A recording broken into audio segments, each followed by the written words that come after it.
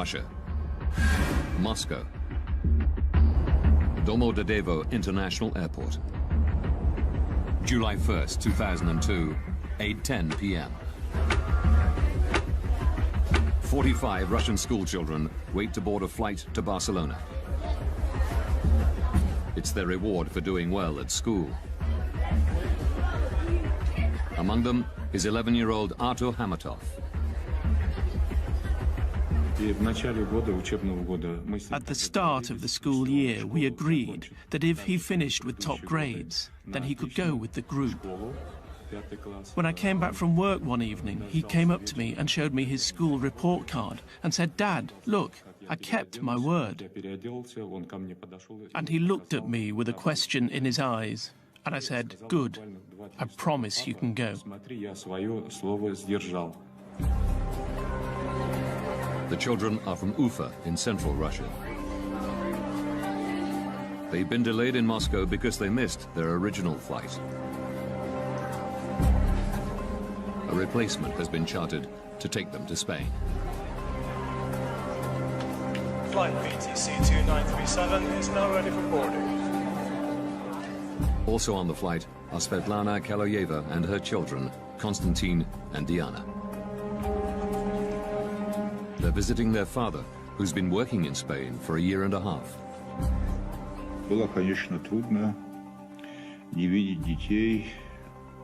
I spoke to them on the phone every day, which made my stay easier.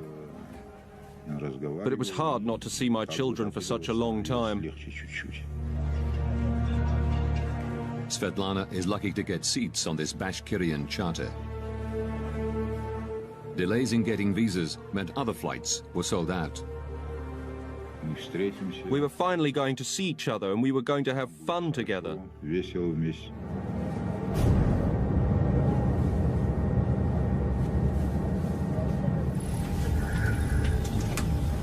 The crew complete final preparations. Дамы и господа, вас приветствует капитан корабля. Добро пожаловать на борт башкирских авиалиний.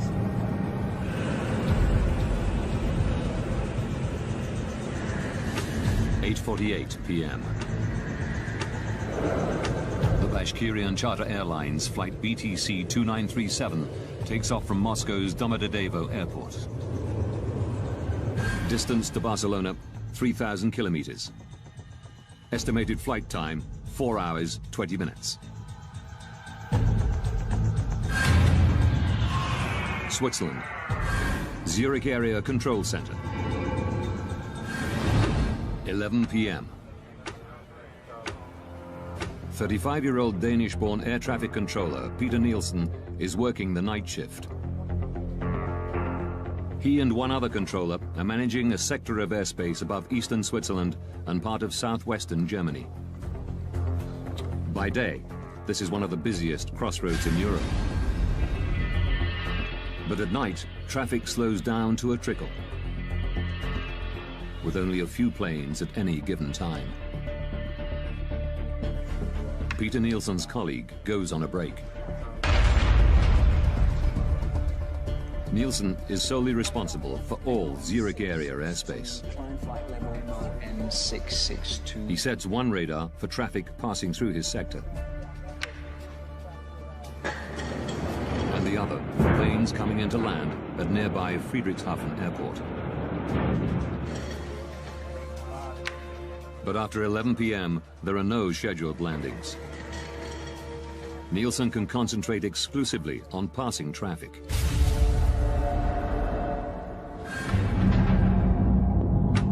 (11:06). Svetlana Kaloyeva and her children, along with the other passengers on the Bashkirian charter, cruise 36,000 feet above Austria.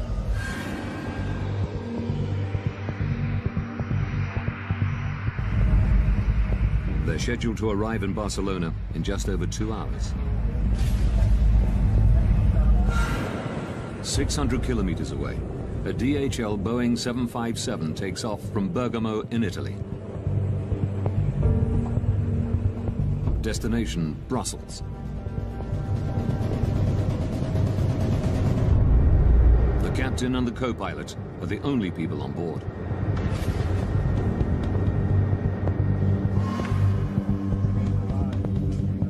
maintenance engineers arrive in Nielsen's control room. So you will be working from the backup, okay? They've come to service the main radar.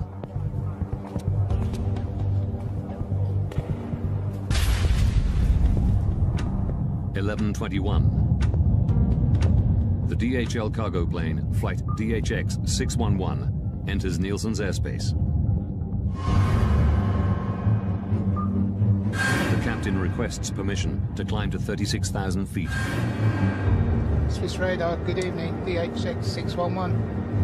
DHX-611 identified. Expect a further climb in 4 to 5 minutes. Before allowing them to climb, Nielsen has to regulate traffic. Descent flight level 320. The maintenance engineers now need to work on the telephone system. Work fast, please. 11:25 p.m.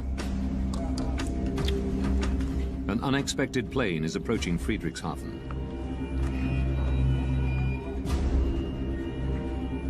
Nielsen has to switch radar stations. A delayed Airbus, flight AEF 1135, is coming in to land.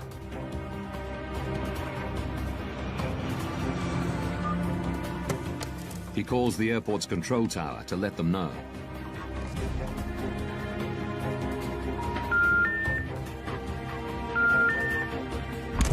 He can't get through. But he still has 10 minutes before the Airbus will land. So he moves back to the passing traffic radar. DHX-611. And gives the DHL cargo plane the go-ahead to climb to 36,000 feet. Climb flight level 360.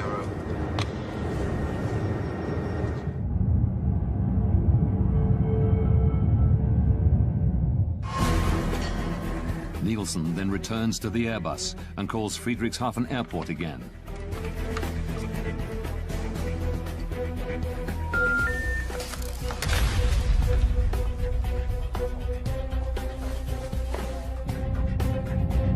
BTC 2937. The Bashkirian charter calls in as it approaches his sector. Station calling, say again? BTC 2937. Level 360. Level... But just as Nielsen acknowledges them, the Airbus contacts him. AEF 1135 is inbound. The final approach fix for ILS runway 24. I expect so. I'll call you back shortly. Nielsen calls Friedrichshafen a third time.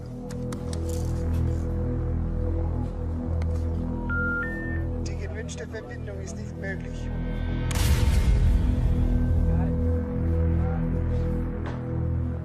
AEF 1135. He radios the Airbus and tells them to contact the airport directly. I lost my phone connection to Friedrichshafen. Could you please call them on your second set? Affirm. The DHL plane is now flying over Switzerland at 36,000 feet. Suddenly, its onboard traffic collision avoidance system, TCAS, sounds an alert. Traffic. At exactly the same time, the Bashkirian plane's TCAS system also squawks.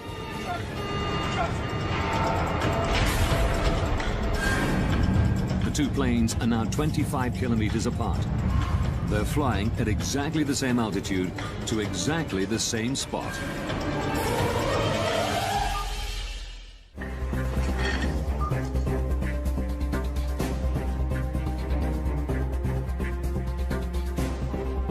Peter Nielsen suddenly realizes he has an urgent problem. BTC 2937. He immediately tells the Russian pilots to descend. Set flight level 350. Expedite, I have crossing traffic. Seconds later, their TCAS system says the exact opposite. Climb. Es ist climb. Climb. At the same time, the DHL's TCAS tells it to descend. Descend.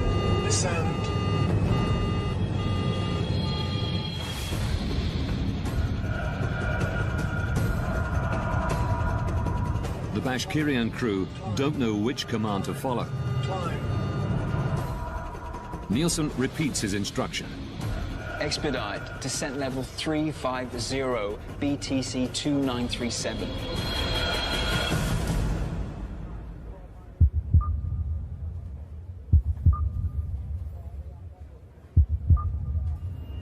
When he sees that they followed his orders, Nielsen tells them that the DHL plane is approaching from their right-hand side.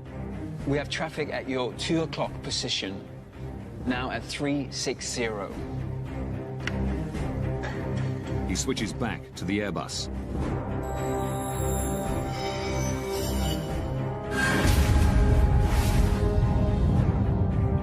In the Bashkirian charter, the crew are looking for the DHL plane. The two aircraft are now just over 5 kilometers apart. They are both in descent, closing at a rate of 1,300 kilometers per hour, faster than the speed of sound. It's here, descent! Stay on the left. Descend hard, descend!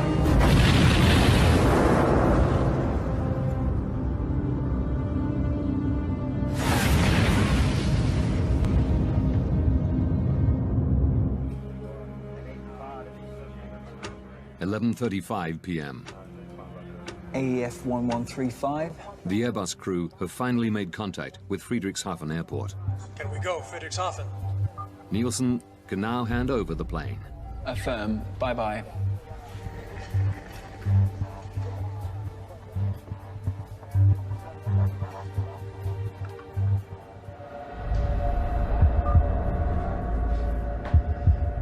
BTC 2937.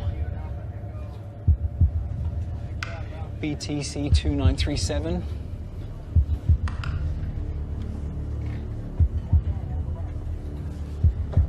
BTC 2937.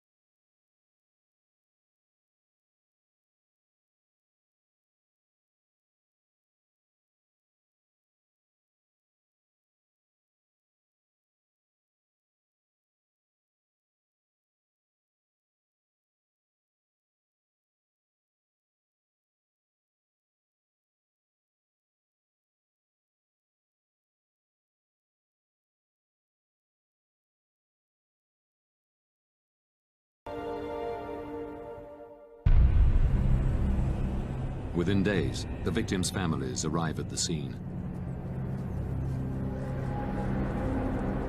Among them is Zulfat Hamatov, father of 11-year-old Artur. Через 2 дня мы полетели в Германию. Это был шок. Мы все были в шоке. It was a shock. Многие падали. Many parents were fainting when we saw the broken plane wings, the broken tail. Развитый хвост. We still hoped that these children would run in, appear from somewhere, and probably every parent believed in some miracle. Какое-то чудо верил и Vitaly Kaloyev flies in from Barcelona, holding out for news that his wife and children were not on the flight. One has to be certain. Maybe it was not my aircraft that crashed. Maybe something else had happened. Who can know without proof? Investigators confirm his worst fears. 71 people on board the two planes are now confirmed dead. It is the worst civilian aircraft accident that Germany has ever seen. In an industry protected by multiple and highly advanced safety systems, how could this happen?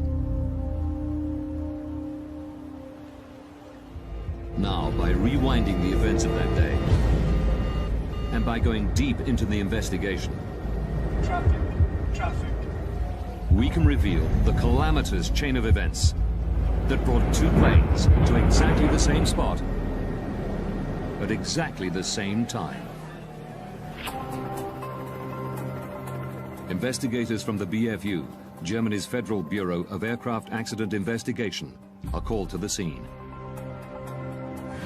Jens Friedemann is put in charge of the crash site. Die Untersuchung eines Flugunfalls. The investigation of an air accident is like a forensic investigation, a crime scene. One wants to establish the facts. Crime scene.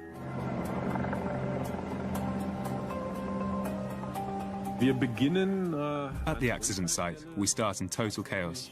There's wreckage lying around everywhere. Also da liegen viele Wrackteile.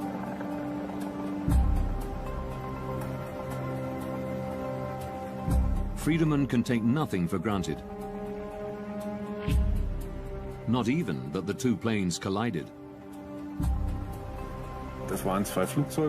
Two aircraft were in the air. Whether they had collided or just flown past each other too close and lost control, or something like that, we just didn't know. Without the black boxes, Friedemann must try to work out what happened by examining the shattered fragments of wreckage. Key pieces are brought to a specialized storage facility in northern Germany.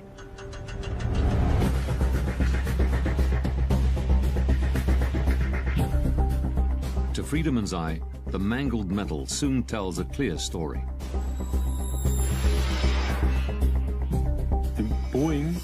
The Boeing made contact with the Tupolev in one spot. The vertical tail section was broken off. The Tupolev was damaged around the left wing and on the left-hand side of the fuselage. There was also evidence of a collision on the underside of the right wing. The wreckage reveals that the DHL cargo plane and the Bashkirian charter did collide mid-air.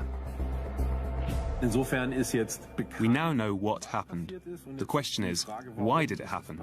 How could it happen that they got so close? At the crash site, amidst the fragmented pieces of the two planes, investigators have finally found what they've been looking for.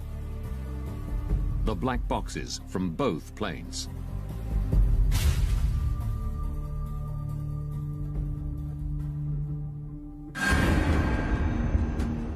This was very important for us as accident investigators. The BFU's Johan Royce joins the investigation. It is his job to analyze the contents of the recorders. The cockpit voice recorders help us understand what happened in the cockpit, how the pilots reach their decisions. Royce begins by examining the pilot's traffic collision avoidance system, TCAS. Our first question was to establish whether TCAS had worked the way it was intended to, the way it was designed. TCAS builds a three-dimensional map around an aircraft using its altitude, speed, and heading. All planes fitted with TCAS constantly transmit this information to each other. If planes get too close to one another, TCAS warns the pilots. Traffic. And if necessary, gives them what is called a resolution advisory. Descend.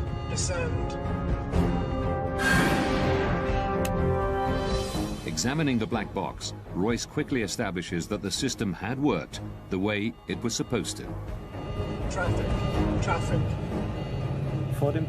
Before the collision, both TCAS systems generated and displayed a resolution advisory. The Russian Tupolev was instructed to climb, and the DHL Boeing to descend. If the aircraft had followed these instructions, there would have been no collision. But while the pilots of the DHL plane obeyed TCAS, descend, descend. The Russian crew did not. Climb, climb.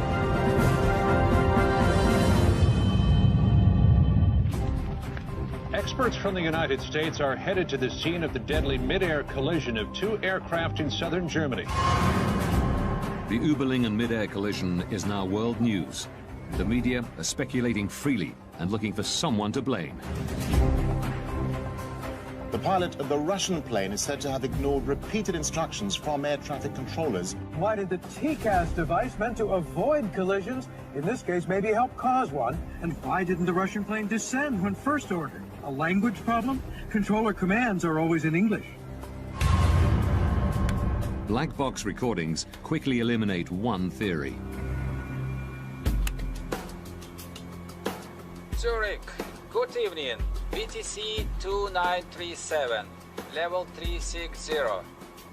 Wir haben mit diesem Cockpit Voice Recorder With the cockpit voice recorder, we were able to establish that language was not the problem. The Russian crew understood English perfectly well. But the recorders reveal a surprising fact. Climb, climb. This is climb. He's guiding us down. We noticed that there was an instruction from the air traffic controller. BTC 2937, descent flight level 350. And we found that at the same time, or immediately afterwards, there was also a TCAS advisory. Climb, climb. At almost exactly the same time, the Russian pilots were instructed to do two completely different things. Descent flight level 350, expedite. Now the crew needs to make a very, very fast decision. What do they do next? And we discovered that the crew had extreme difficulty making this decision. But it should have been straightforward. The two planes were flying over Germany, and European regulations clearly state that TCAS has priority over air traffic controllers. For me, there was absolutely no explanation why something like this would happen.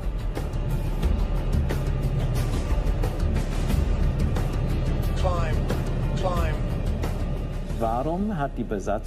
Why didn't the crew use TCAS the way it could and should be used? By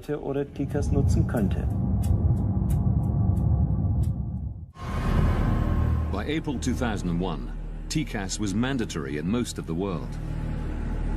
But investigators discover one notable exception: Russia. Could it be that the Russian crew did not know how to use TCAS? Rustam Mustafin is a former Bashkirian pilot. He confirms that even though not standard for domestic flights, planes flying overseas were specially fitted with TCAS.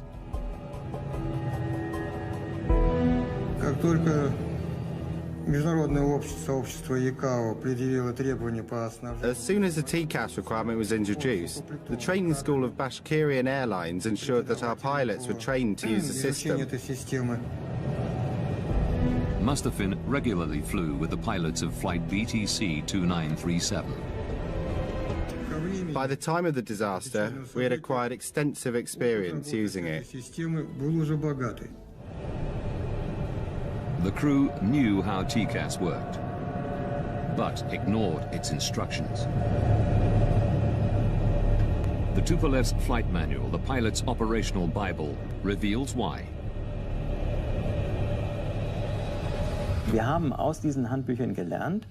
We learned from these manuals that the orders from air traffic control always have a higher priority. The operations manual at the time stated that the air traffic control command was to be given precedence over TCAS in the event of the system issuing an alert. It said that the air traffic control had the final authority. Contrary to European regulations, the Russian crew were trained to use TCAS only as an advisory system and could choose to follow the controller's instructions if they wanted. They were following TCAS regulations, but Russian style. I would have done exactly what these guys did. I would have carried out the air traffic control command. Suddenly, we were able to understand why the crew acted the way they did. Investigators have discovered why both planes were in descent. While the DHL crew had followed TCAS, the Russian pilots obeyed air traffic control. But this doesn't answer a more basic question. TCAS is meant as a system of last resort. The planes shouldn't be close enough even to trigger it in the first place. Investigators have turned their attention to the air traffic control room. A controller must advise pilots to change altitude at least 2 minutes before a potential conflict. But Peter Nielsen didn't tell the Russian crew to descend until just 43 seconds before collision. BTC 2937, descent.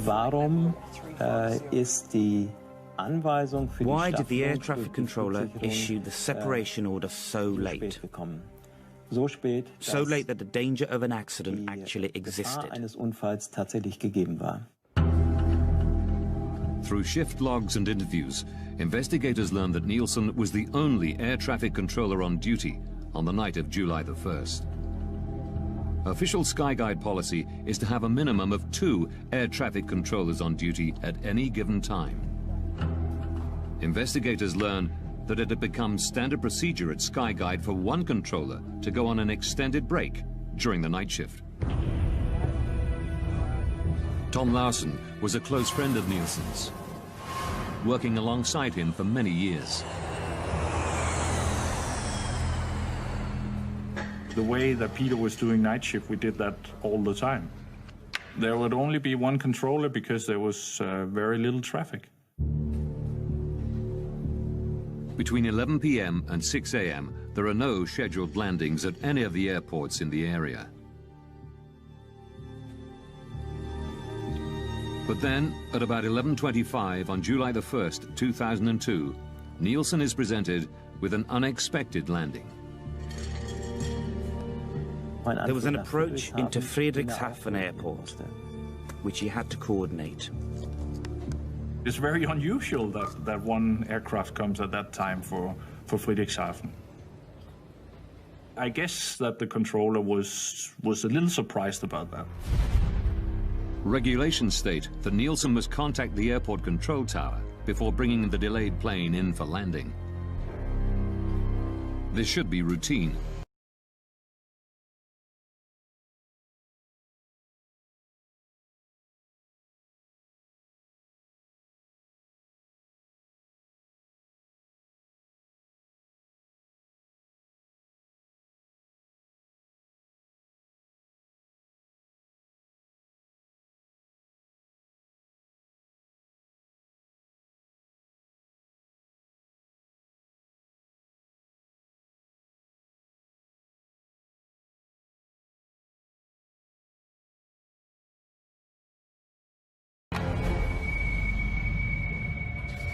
Dieses Backup, was als zusätzliche Verbindung noch... The backup, which should have been there as an additional link, was not working that evening. Phone communication was not possible due to a technical problem.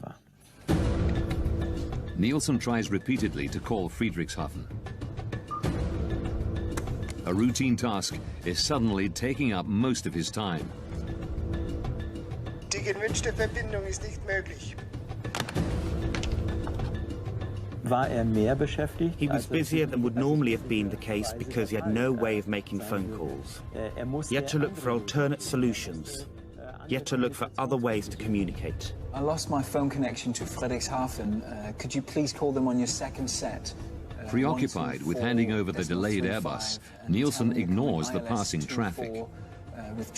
It was like 5 minutes that he was focused on that problem. So that took his vigilance away from what was going on the screen, on the radar screen. But his radar has an emergency function that should alert him of the impending danger. Short-term conflict alert, or STCA. Short-term conflict alert is another system like, it's similar to TCAS, just a ground-based system that helps us on the radar if we miss a conflict. If we don't see it in time, it will give us an alarm. 2 minutes prior to a potential collision, an STCA alert should flash on both of Peter Nielsen's radar screens, along with an audio warning. This is exactly what happens 180 kilometers away in Karlsruhe, Germany. Die Flugsicherung in Karlsruhe. Air traffic control in Karlsruhe had detected on their radar screen that 2 aircraft were getting closer than they should have been. Als es eigentlich sein sollte. Records reveal that the controller in Karlsruhe tries to call Nielsen to warn him. But Zurich's faulty backup phone system means he can't get through. Aviation rules say he isn't allowed to contact planes not in his sector unless the controller in charge has lost consciousness or has left his post. The Karlsruhe ATC decides to stick to protocol and tries calling Nielsen 11 times in total, but he never gets through. BTC 2937. Records show that Nielsen's visual STCA did not go off. Royce learns that Zurich's radar was also under maintenance, meaning it too was in backup mode.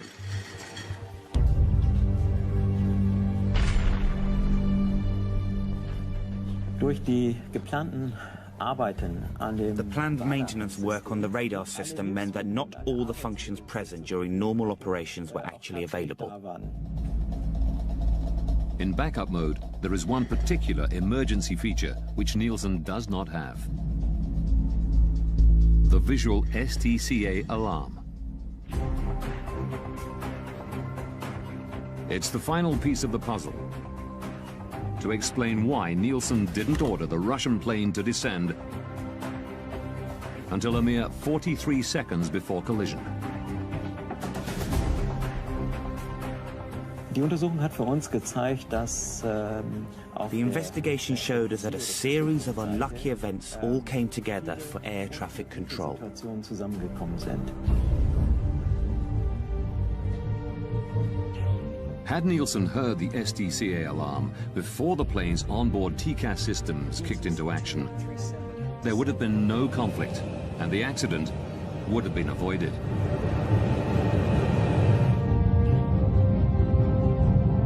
But then, one final twist. 19 seconds before collision, Peter Nielsen tells the Russian pilots that the DHL plane is approaching from their right-hand side. We have traffic at your 2 o'clock position, now at 360. Where is it? It is actually approaching from the left, the 10 o'clock position.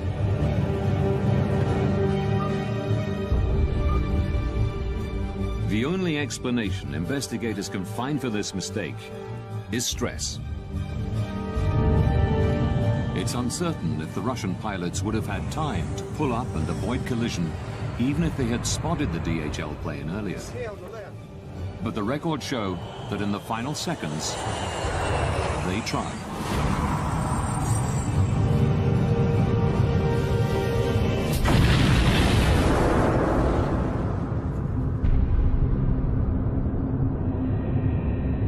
Upon impact, the Bashkirian charter breaks into 4 pieces.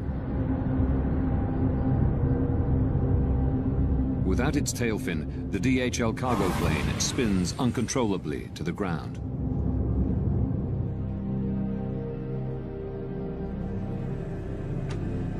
February 21st, 2004. As investigators write up their final report, Vitaly Kaloyev flies to Zurich. He's become obsessed with finding somebody to blame for the death of his wife and children. I wanted to hear them say, we are responsible, but forgive us if possible. They killed so many children and nothing had happened. No apologies, no expressions of sorrow, nothing. Nielsen still worked at Skyguide, but was moving into areas of safety analysis.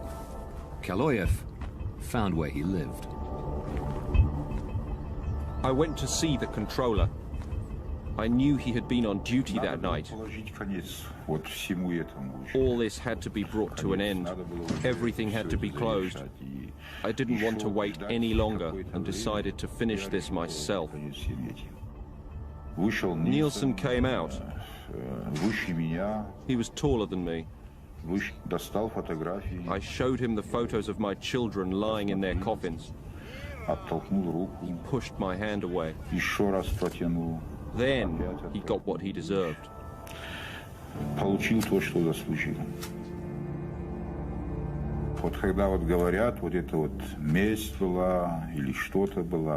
You know, some say it was revenge, but revenge is something insignificant. One is avenging when one has been deeply insulted, but this was not revenge. This was punishment. Это не месть была, это, скорее всего, кара была.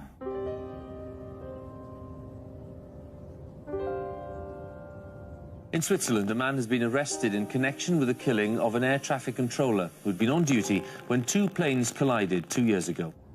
Hunted down and stabbed to death in front of his family.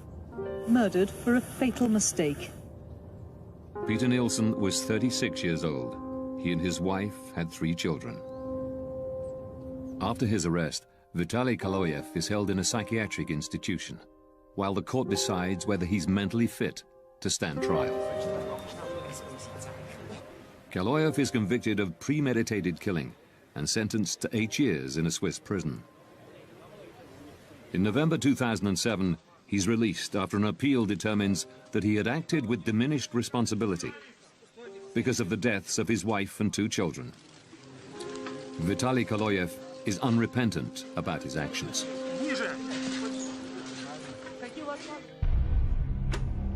In May 2004, after almost 2 years of painstaking work, the German investigative team publish their final report.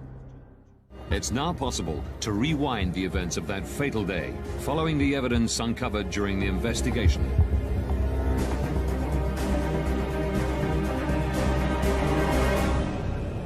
July 1st, 2002.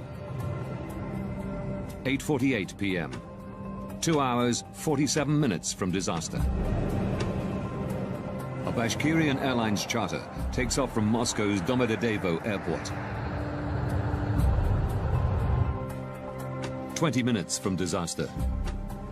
At the Zurich Area Control Center, 2 air traffic controllers are on duty. One goes on a break. Peter Nielsen is now working alone. 12 minutes, 33 seconds from disaster. A DHL cargo plane enters Nielsen's airspace and requests permission to climb to 36,000 feet. 9 minutes, 49 seconds from disaster. A delayed Airbus is coming in to land at Friedrichshafen Airport. Nielsen tries to call the airport to hand over the flight. But his phone system is in backup mode due to maintenance, and the backup system has a fault. 5 minutes, 21 seconds from disaster. The Bashkirian charter radios Nielsen. It's flying at 36,000 feet and is about to enter his airspace. Good evening, PTC 2937. 2 minutes from disaster. The Bashkirian and DHL planes are now at the same altitude, less than 44 kilometers apart, closing in on each other faster than the speed of sound. The short-term conflict alert, or STCA, should now warn Nielsen of the impending collision. But his radar is also in backup mode, so the STCA is not fully functioning. 43 seconds from disaster. Nielsen finally notices that the 2 planes are on a collision course. He immediately tells the Russian pilots to descend. Descent flight level 350. Seconds later, TCAS goes off in both planes. It tells the DHL pilots to descend. Descend, descend. And the Russian crew to climb. Climb. He's guiding us down. Nielsen is unaware that both planes have been issued advisories. He repeats his instructions to the Russian pilots.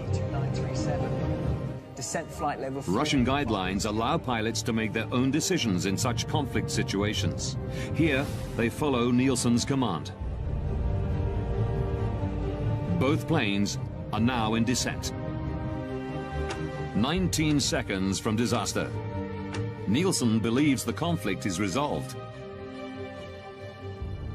But before signing off, he tells the Russian crew that the DHL plane is approaching from the right.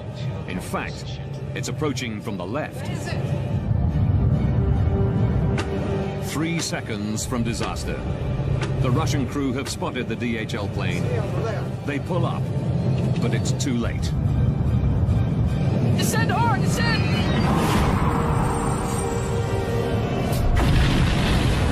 At 11:35 p.m., the planes collide 35,000 feet above the city of Überlingen, Germany. All 71 people on board the two planes die.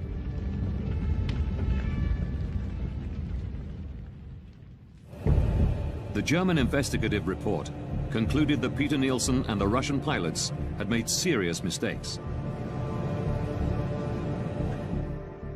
But the primary cause of the accident was negligence on the part of Skyguide.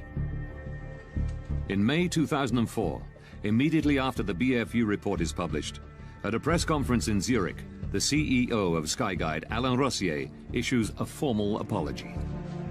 Es sind auch bei uns Fehler gemacht worden und wir We too have made mistakes, and we most deeply regret this. We take responsibility, as outlined in the German investigation report. And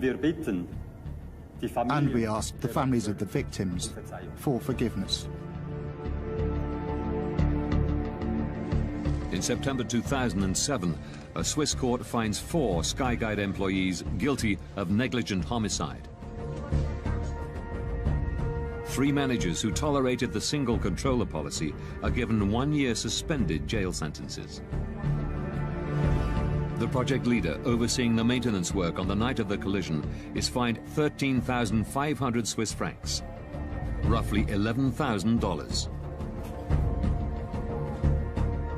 Following recommendations from the German investigative team, Skyguide implements a variety of procedural changes.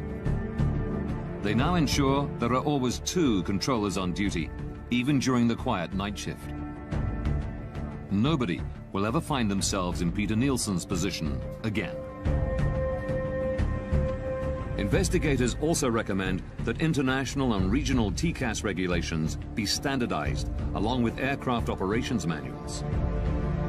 TCAS must have ultimate priority over air traffic control. One cannot say with 100% certainty that this kind of event will never happen again. But we are very confident that we were able to make a significant contribution to preventing the repetition of an event like this. Don't miss extreme angling in brand new Wicked Tuna, continuing on Sunday nights at 9.